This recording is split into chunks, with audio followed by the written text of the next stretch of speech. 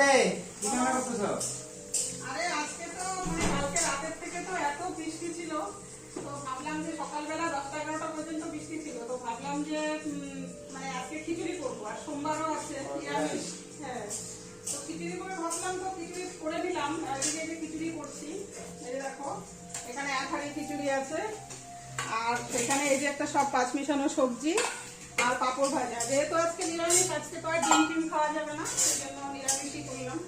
তো এখন দেখো এমন রোদ উঠে গেছে, তো এখন খিচুড়ি গুলো তো আর ফেলে দেওয়া যাবে না, না এখন তো খেতেই হবে।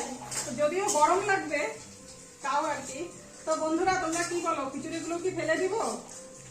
রোদ উঠে গেছে কিন্তু বৃষ্টি বৃষ্টি ভাব ছিল, ওই জন্য ভাবলাম আজকে একটু খিচুড়ি করি।